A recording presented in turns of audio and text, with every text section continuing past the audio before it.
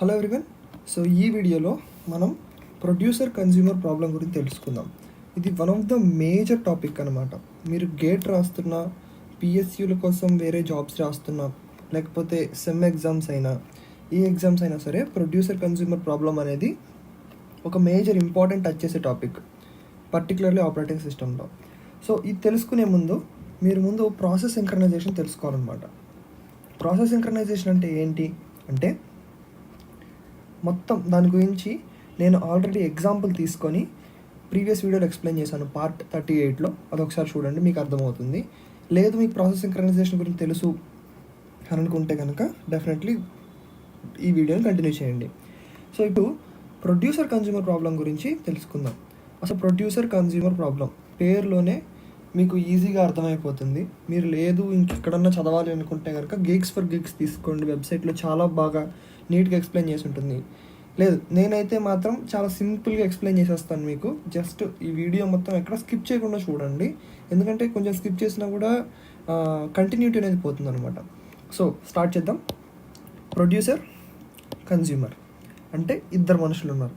Okay, ఇద్దరు మనుషులు అంటే నేను మీకు చాలా ఈజీగా చెప్తున్నాను కాబట్టి మనుషులు అని చెప్తున్నాను. ఇలా గుర్తుపెట్టుకోండి, మీకు ఈజీగా ఉంటుంది. మీరు ఎక్కడ పడితే అక్కడ ఎగ్జామ్స్లో మీరు ప్రొడ్యూసర్ అంటే ఒక మనిషిని రాయకూడదు ఎక్కడ. ఓకే, సో ప్రొడ్యూసర్ కన్జ్యూమర్ ఇద్దరు మనుషులు ఉన్నారు. వీళ్ళిద్దరి మధ్యలో ట్రాన్సాక్షన్ ఎలా జరుగుతుంది అనేది ప్రాబ్లం. ఓకే, అసలు ప్రాబ్లం ఏంటనేది తర్వాత మాట్లాడుకుందాం. ట్రాన్సాక్షన్ ఎలా జరుగుతుంది అనేది కాన్సెప్ట్ అనమాట. ఓకే, ప్రాబ్లం సొల్యూషన్ ఏంటి అనేవి నేను మీకు తర్వాత అప్కమింగ్ సెగ్మెంట్లో మనకి దాని గురించి మాట్లాడదాం. ప్రస్తుతానికి అసలు ప్రొడ్యూసర్ కన్జ్యూమర్ ప్రాబ్లం ఎక్కడ వస్తుంది అనేది మాట్లాడుకుందాం. ఓకే, అసలు ఎలా జరుగుతుంది ఈ ట్రాన్సాక్షన్ అంటే, ప్రొడ్యూసర్ అంటే ఎవరు? మనకు తెలిసిన వాటిల్లో జనరల్ సొసైటీ ఎగ్జాంపుల్ తీసుకుంటున్నాను. ప్రొడ్యూసర్ అంటే మీరు ఫార్మర్ అనుకోండి. ఓకే, కన్జ్యూమర్ అంటే మనమే. ఓకే, సాఫ్ట్వేర్ ఇంజనీర్ అనుకోండి. Okay, so software engineer and farmer ఇద్దరు ఉన్నారు. Farmer producer, software engineer consumer. So ఇప్పుడు మనకి ఒక షేర్డ్ రిసోర్స్ ఉంది. ఈ షేర్డ్ రిసోర్స్ ఏమంటామంటే షాప్ అనుకోండి. ఓకే, షేర్డ్ రిసోర్స్ ఏంటి? షాప్ అంటే ఫార్మర్ డైరెక్ట్గా షాప్కి సప్లై చేస్తాడు. షాప్ నుంచి మనం సాఫ్ట్వేర్ ఇంజనీర్ అవుతున్నారో పర్చేస్ చేస్తారు. ఓకే, ఇప్పుడు మనం దీంట్లో ఫార్మర్ ఎప్పుడు ప్రొడ్యూస్ చేస్తాడు అంటే, జనరల్గా ఒకేసారి పొలం మొత్తం ఒకేసారి ప్రొడ్యూస్ చేస్తారని చెప్పకండి. ఫార్మర్ ఎప్పుడు ప్రొడ్యూస్ చేస్తారంటే డిమాండ్ ఉన్నప్పుడు ప్రొడ్యూస్ చేస్తారు, అంతే కదా. డిమాండ్ లేకపోతే ఎవరు ఆ పంట వేయరండి. డిమాండ్ ఉంది మార్కెట్లో, జనాలకు అవసరం ఉంది, రేటు బాగా వస్తుంది అనుకుంటే ఆ పంట వేస్తారు. అలాగే ఎప్పుడైతే డిమాండ్ ఉంటుందో అంటే ఇక్కడ అవైలబిలిటీ కనుక ఉంటే ఫార్మర్ ప్రొడ్యూస్ చేయడు. ఓకే, అది గుర్తుపెట్టుకోండి. ఈ ప్రాబ్లం మట్టుకు అలా గుర్తుపెట్టుకోండి. నేను మొత్తం ఎక్స్ప్లెయిన్ చేయడం చాలా కష్టం, ప్రతి ఒక్క కేసు తీసుకొని చెప్పాలంటే చాలా ఇబ్బంది. రియల్ లైఫ్ ఎగ్జాంపుల్లో మీరు గుర్తుపెట్టుకోవాల్సింది ఏంటంటే, ఫార్మరు షాప్లో కనుక వస్తూ ఉంటే ప్రొడ్యూస్ చేయడు. అంటే ప్రొడ్యూసరు షాప్లో కనుక ఒక ఐటమ్ ఉంటే ప్రొడ్యూస్ చేయడు. ఎప్పుడు ప్రొడ్యూస్ చేస్తారంటే షాప్లో వేకెన్సీ వస్తే, షాప్లో ఉన్న షెల్ఫ్లో ఏదన్నా ఒకటి ఖాళీ అయితే అప్పుడు ఫార్మర్ ప్రొడ్యూస్ చేసి ఇన్సర్ట్ చేస్తాడు. ఓకే, సో ఇప్పుడు కన్జ్యూమర్ ఎప్పుడు తీసుకోగలడు? షాప్లో అవైలబిలిటీ ఉంటేనే తీసుకోగలడు కదా. అవైలబిలిటీ లేకపోతే కన్జ్యూమర్ కన్జ్యూమ్ చేస్తాడు. ఓకే, సో అవైలబిలిటీ ఉన్నప్పుడే మనకి కన్జ్యూమర్ కన్జ్యూమ్ చేయొచ్చు, డిమాండ్ ఉంటేనే ప్రొడ్యూసర్ ప్రొడ్యూస్ చేస్తారు. ఓకే, సో అది కాన్సెప్ట్. ఓకే, దీన్ని ఇప్పుడు మనము సింపుల్గా సి లాంగ్వేజ్లో మాట్లాడుకుందాం. సి లాంగ్వేజ్ కంటే ముందు ఇక్కడ మీకు ఆల్రెడీ నేను ఒక చిన్న సింపుల్ ఫ్లో చార్ట్ గీసి చూపించాను. ఈ ఫ్లో చార్ట్ చూడండి, మీకు అర్థమవుతుంది. ఓకే, ఇది వచ్చేసి ప్రొడ్యూసర్ ఫ్లో చార్ట్ అనమాట. ఫస్ట్ ప్రొడక్ట్ డేటా, దాన్ని మనకి ఈ ప్రొడక్ట్ని దాని తర్వాత ప్రొడక్షన్లో నుంచి బఫర్లోకి రాస్తాం. బఫర్లోకి రాసిన తర్వాత బఫర్లో డేటా ఉంటే కనుక కన్జ్యూమర్ కన్జ్యూమ్ చేసుకుంటాడు, లేకపోతే ఎక్స్క్లూడ్ చేస్తాడు. ఒకవేళ లేదు అనుకుంటే కనుక మళ్ళీ ప్రొడక్ట్ డేటా నుంచి స్టార్ట్ చేస్తాం. కన్జ్యూమర్ కూడా అంతే. ఉంది అంటే రీడ్ డేటా ఫ్రమ్ బఫర్, ఉంది అనుకుంటే ఓకే, లేకపోతే కనుక కన్జ్యూమర్ మళ్ళీ లూప్ని రిపీట్ చేస్తాడు. సో అదనమాట కాన్సెప్ట్. సో ఇక్కడ మనకి రెండు కేసులు వస్తాయి. రెండు కేసులు ఏమొస్తాయి అంటే, కేస్ 1 ఏమో ఆల్రెడీ మనం ప్రాసెస్ సింక్రనైజేషన్లో మాట్లాడుకుంది. కేస్ 1 వచ్చేసి కోఆపరేటివ్ ప్రాసెస్ గురించి, కేస్ 2 వచ్చేసి ఇండిపెండెంట్ ప్రాసెస్ గురించి. ఓకే, సో ఇప్పుడు కేస్ వన్ వచ్చేసి కోఆపరేటివ్ ప్రాసెస్ కాబట్టి, అంటే రెండు ప్రాసెస్లు కోఆపరేట్ చేసుకుంటూ ఈ బఫర్ని ఎలా వాడతాయి అనేది కేస్ వన్. కేస్ టూ అనేది ఏంటి అంటే మనకి ఈ రెండు విడివిడిగా, అంటే సింక్రనైజ్డే, కాకపోతే సిమిలర్గా చెప్తున్నాను కాబట్టి సింక్రనైజ్డే, కాకపోతే ఏంటంటే ఒకవేళ మధ్యలోనే ప్రియంప్ట్ అయిపోతే ఏం జరుగుతుంది అనేది case two. Okay, so first మనం కేస్ వన్ గురించి తెలుసుకుందాం. పర్ఫెక్ట్గా ఒకవేళ ఏ ప్రియంప్షన్ లేకుండా సాఫీగా పని జరిగిపోతే ఏమవుతుంది అంటే, కన్జ్యూమ్ చేసుకోవడానికి వచ్చినప్పుడు బఫర్లో మన వెజిటేబుల్స్ ఉన్నాయి, ప్రొడ్యూసరు అక్కడ అప్లోడ్ చేయడానికి వచ్చినప్పుడు ప్రొడ్యూసర్ ఇక్కడ బఫర్ ఖాళీగా ఉంది అనే విషయం గురించి మనం ఇప్పుడు తెలుసుకుందాం. ఓకే, సో ఇదంతా కొంచెం క్లమ్జీగా అయినట్టుంది, బట్ పర్లేదు, మీకు అర్థమై ఉంటుంది కదా. అర్థం కాకపోతే ఒకసారి రివైండ్ చేసుకుని చూడండి, మళ్ళీ మీకు ఈజీగా అర్థమవుతుంది. సో ఇప్పుడు నేను చెప్పాను కదా, సింపుల్ సి లాంగ్వేజ్ అనమాట. ఎక్కువ కూడా నేను ఎక్కడ మీకు హెవీగా రాయలేదు. It is very simple C language. మీకు ఎక్స్ప్లెయిన్ కూడా చేస్తాను నేను, అంత ఆలోచించక్కర్లేదు మీరు. ఓకే, సో ఇది వచ్చేసి మనకి కన్జ్యూమర్ కోడ్ అనమాట. అంటే కన్జ్యూమర్ కోడ్ అంటే it's not politics, but still కన్జ్యూమర్కి సంబంధించిన సి కోడ్ అనమాట. ఓకే, సో ఈ కన్జ్యూమర్కి సంబంధించిన సి కోడ్లో వాట్ ఐఎమ్ డిఫైనింగ్ అనేది మీరు చూడండి ఫస్ట్. సో కన్జ్యూమర్ కంటే ముందు మనం ప్రొడ్యూసర్ దగ్గరికి వెళ్దాం, ఎందుకంటే బఫర్ ఎంటీగా ఉంటే కన్జ్యూమర్ కోడ్ని ఎక్స్ప్లెయిన్ చేయలేం కదా. బఫర్ ప్రస్తుతం ఇది బఫర్. ఓకే, ఈ బఫర్ అంటే ఏంటి అంటే, మీరు ప్రస్తుతానికైతే ఒక ఎరేలా కన్సిడర్ చేయండి. సో 0తో స్టార్ట్ అయింది అండ్ 7తో ఎండ్ అయింది. సో నెంబర్ ఆఫ్ బఫర్ ఖాళీ ఎంత ఉంది అంటే మనకి నెంబర్ ఆఫ్ సెల్స్ ఎన్ని ఉన్నాయంటే 8 అని చెప్పచ్చు. ఓకే, సో 0తో స్టార్ట్ అయింది, 7తో ఎండ్ అయింది. మీరు బఫర్ అంటే ఎరే అని గుర్తుపెట్టేసుకోండి ఈ ప్రాబ్లం మట్టికి. ఓకే, సో ఇప్పుడు ఫస్ట్ మనం కౌంట్ అనేది 0 చేస్తున్నాము. ఈ కౌంట్ అనేది ఏంటి అంటే షేర్డ్ వేరియబుల్ అనమాట.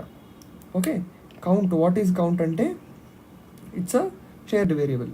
ఓకే, సో అంటే మనకి ఇదే కౌంట్ని మనం కన్జ్యూమర్ కోడ్లో కూడా వాడతాం. చూడండి ఇక్కడ, చూడండి ఇదిగోండి ఇక్కడ చూసారా కౌంట్, అలాగా దాంట్లో కూడా వాడతాం. So it is a shared variable. దాన్ని ఫస్ట్ మనము కౌంట్ ఈక్వల్ టు 0గా తీసుకుంటున్నాం. ఎందుకు తీసుకుంటున్నాం ఏంటి అనేది మీకు డౌట్ రావచ్చు, తప్పలేదు. కాకపోతే ఏంటంటే ప్రస్తుతానికి కౌంట్ 0 తీసుకున్నాం అని చెప్పి అనుకోండి, because nothing is in buffer. Okay, బఫర్లో మనకి నో ఐటమ్స్, బఫర్లో ఎన్ని ఐటమ్స్ అనేది కౌంట్. ఓకే, సో ఇప్పుడు బఫర్లో ఏం లేదు కాబట్టి we are taking it as a 0 for now. Okay, so next item P. ఈ ఐటమ్ పి ఏంట్రా అంటే ప్రొడ్యూసర్ మనకి ప్రొడ్యూస్ చేసిన ఐటమ్, అంటే పొలంలో పండించాడు. ఓకే, పొలంలో పండించిన ఒక వెజిటేబుల్ అనుకోండి. వైల్ ట్రూ అంటే ఇది రన్ అవుతూనే ఉంటుంది అనమాట లూప్. సో వైల్ లూప్లో మనం వైల్ ట్రూ అని రాస్తే కనుక it is a continuous running loop. And ఇప్పుడు ప్రొడ్యూసర్ ఏం చేస్తాడంటే, మనకి ప్రొడ్యూసర్ ఆబ్వియస్గా ఫస్ట్ పాయింట్ ఏంటంటే ఈ ప్రొడ్యూస్ చేసిన ఐటమ్ ఏదైతే ఉందో ఆ పర్టికులర్ మెథడ్ మనం తీసుకుంటాం అనమాట. అంటే ఇక్కడ చూపిస్తాను చూడండి, while count equal to N అంటే, ఒక నిమిషం, yeah, so here while count equal to N we are putting this mark. అంటే ఏంటి అంటే, ఒకవేళ కౌంట్ ఈక్వల్ టు ఎన్ అంటే ఏంటి, దీని మీనింగ్ ఏంటంటే బఫర్ అనేది ఫుల్ అయిపోయిందని అర్థం. మీకు అర్థమవుతుంది ఇక్కడ. కౌంట్ కనుక ఎన్ అయితే ఈ పర్టికులర్ లూప్ని దీన్ని ఎలా రాయొచ్చు అంటే, దీన్ని you can also write like this, you are sending it to infinite loop అనమాట. ఓకే, ఇలా కూడా రాయొచ్చు. నేను ఎందుకు డైరెక్ట్గా మనకు అక్కడ సెమీకోలన్ డైరెక్ట్ పెట్టేశాను, బ్రాకెట్స్ పెడితే మీకు ఈజీగా అర్థమవుతుండే. సో ఇప్పుడు ఇది ఇన్ఫైనైట్ లూప్, దీని లోపల ఏముంటుంది కాబట్టి ఇట్ ఈస్ ఇన్ఫైనైట్ లూప్. అంటే అది రన్ అవుతూనే ఉంటుంది. ఈ ఇక్కడ ఒక బఫర్లో ఒక పర్టికులర్ ప్లేస్ అనేది ఖాళీ వచ్చేదాకా రన్ అవుతూనే ఉంటుంది అనమాట. సో ఇప్పుడు మనం ఏం చేయబోతున్నామంటే, ఇన్ అనే వేరియబుల్లోకి మనం ఈ బఫర్లో ఉన్న ఇన్ అనే వేరియబుల్లోకి మనం మన ఐటమ్ని పీని ఇన్సర్ట్ చేస్తున్నాం అనమాట. సో ఇన్ అనేది కూడా ఫస్ట్ మనం ఏం చేయబోతున్నాం అంటే, ఇన్ అనేది కూడా మనం 0 తీసుకోవచ్చు. సో ఇప్పుడు ఈ ఇన్ అనే వేరియబుల్ని కూడా నేను ఏం చేస్తున్నానంటే 0 కన్సిడర్ చేస్తున్నాను. ఇక్కడ రాయలేదు, కోడ్లో రాయలేదు, but still in equal to 0, just consider that. So buffer of 0 అంటే ఏంటి, ఈ పర్టికులర్ ఏరియాలో మనం ఏం చేస్తున్నాం అంటే ఐటమ్ పీని పెడుతున్నాం. సో నేను జస్ట్ సింపుల్గా పీ అని రాస్తున్నాను. ఓకే, ఐటమ్ పీని పెట్టేసాం. సో ఇప్పుడు ఇన్ ఈక్వల్ టు అంటే న్యూ వాల్యూ ఎంత అంటే ఇన్ ప్లస్ 1, ఇన్ ఎంత ఆల్రెడీ 0 కదా. సో 0 + 1 mod n ఎంత ఇక్కడ 8 కదా. సో ఇప్పుడు 8 కాబట్టి 1 mod 8. తెలుసుగా మీకు 1 mod 8 అంటే ఏంటో 1. కాబట్టి ఇన్ వాల్యూ ఎంత అయింది ఇప్పుడు 1 అయింది. Okay, so count equal to count plus 1. So ఇప్పుడు మనం బేసికల్గా count equal to count plus 1, already count 0 ఉంది, సో 1 చేసేస్తున్నాం అని చెప్పి మీరు అనుకోవచ్చు. But it is a good thing to do. కాకపోతే ఏంటంటే అది అసలు ఎలా జరుగుతుంది అనేది నేను మీకు ఇప్పుడు మైక్రో ప్రాసెస్లో చెప్తానమాట. ఓకే, ఎలా జరుగుతుంది అంటే, సో ఫస్ట్ మనకి ఏ ప్రాసెస్ అయినా కూడా మనకి మైక్రో లెవెల్లో చూస్తే everything is dependent on resistors. మీకు చెప్పేది ఏమైనా తెలుసు కదా మీ అందరికీ. సో రెసిస్టర్స్లో ఉంటుంది కాబట్టి, సో ఫస్ట్ ఏం చేస్తామంటే ఒక రెసిస్టర్ని ఎలాకేట్ చేసుకుంటాం. ఆ ఎలాకేట్ చేసిన రెసిస్టరే మనకి ఇక్కడ ఆర్పి. ఓకే, ఎలాకేట్ చేసిన రెసిస్టర్ ఆర్పి. సో ఈ లోడ్ ఆర్పి ఎం కౌంట్ ఈ కౌంట్ ఏదైతే వాల్యూ ఉందో ఈ కౌంట్ వాల్యూని మనం ఆర్పిలోకి లోడ్ చేసాం. లోడ్ చేసిన తర్వాత ఆర్పిని ఇంక్రీజ్ చేస్తాం, అంటే ఈ పర్టికులర్ రెసిస్టర్ వాల్యూ ఏదైతే ఉందో దాన్ని ఇంక్రీజ్ చేస్తాం. అండ్ ఇప్పుడు మళ్ళీ ఈ రెసిస్టర్ వాల్యూని కౌంట్లోకి స్టోర్ చేస్తాం. సో కాన్సెప్ట్ అది సింపుల్. ఓకే, ఈ కౌంట్ ఇదే ఫైనల్ ఆపరేషన్ ఇది జరుగుతుంది. కాకపోతే అది ఎలా జరుగుతుంది అనేది మీకు చెప్పాను ఇప్పుడు. ఓకే, ఒకవేళ మీకు అర్థం కాకపోతే ఒకసారి రివైండ్ చేయండి. కాకపోతే ఏంటంటే అది ఎలా జరుగుతుంది అనేది మీరు ఇక్కడ తెలుసుకోవాలి కంపల్సరీగా, బికాస్ అది KS2లో మనకు ఉపయోగపడుతుంది అనమాట. అంటే ఒకవేళ ప్రియంప్ట్ అయిపోతే ఏం జరుగుతుంది, ఇప్పుడు ఫర్ ఎగ్జాంపుల్ సడన్ ఇక్కడ ప్రియంప్ట్ అయిపోతే ఏం జరుగుతుంది అనేది మనం మాట్లాడుకుందాం.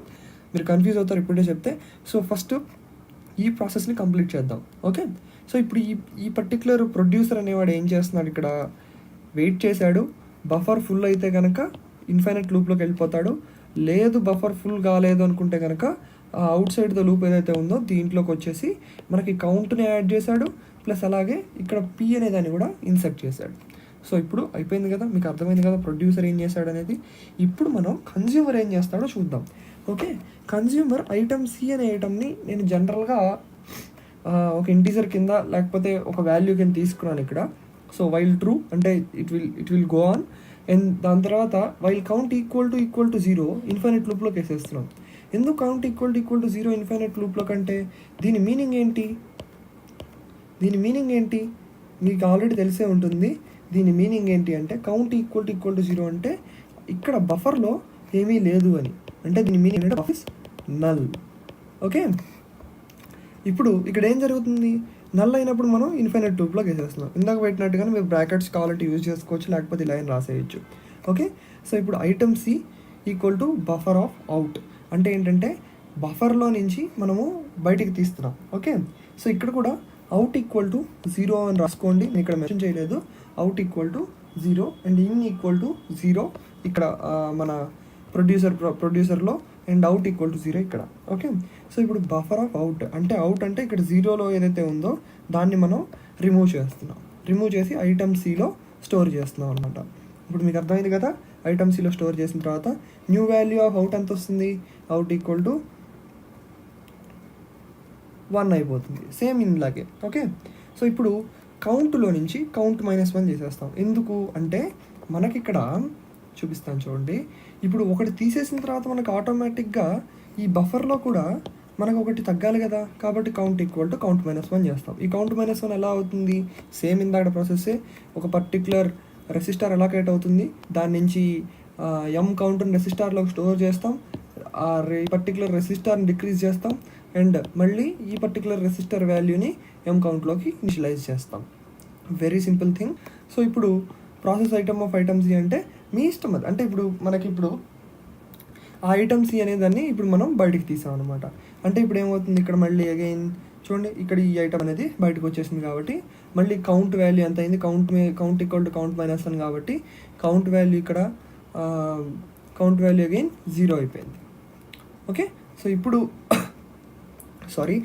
ఇప్పుడు ఇక్కడ ఇన్ వాల్యూ ఎంత ఉందండి 1, అండ్ అవుట్ వాల్యూ ఎంత అయింది 1 అయింది, అండ్ దాని తర్వాత కౌంట్ వాల్యూ 0 అయిపోయింది. అంటే ఇక్కడ మనకు అన్ని వాల్యూ సాటిస్ఫై చేస్తున్నాయి. అంటే ఒకటి ఇన్సర్ట్ చేశాడు, ఒకటి అవుట్ చేసాం. ఓకే, అంటే ఒక ఐటమ్ని బయటికి తీసాం, ఒక ఐటమ్ని ఇన్సర్ట్ చేసాం. So this is producer consumer problem. Okay, ఇప్పుడు ఈ ప్రొడ్యూసర్ కన్జ్యూమర్ ప్రాబ్లంలో అసలు ప్రాబ్లం ఎక్కడుంది అబ్బాయి అంటే, ఇప్పుడు మీకు ప్రాబ్లం ఎక్కడుందో నేను మీకు చెప్తాను. కాకపోతే ఈ వీడియో లెంత్ అయిపోయింది కాబట్టి ఈ వీడియో ఇక్కడితో ఆపేస్తున్నాను. అండ్ ద సెకండ్ పార్ట్లో మీకు ద ఒరిజినల్ ప్రాబ్లం అనేది చెప్తాను. ఓకే, ఇది తెలుసుకుంటేనే మీకు సెకండ్ పార్ట్లో ప్రాబ్లం అర్థమవుతుంది. అసలు ఏంటి ప్రాబ్లం, దాన్ని ఎలా సాల్వ్ చేయాలనేది మనం సెకండ్ పార్ట్లో చూద్దాం. Okay, so thank you for watching. Meet you in the next video.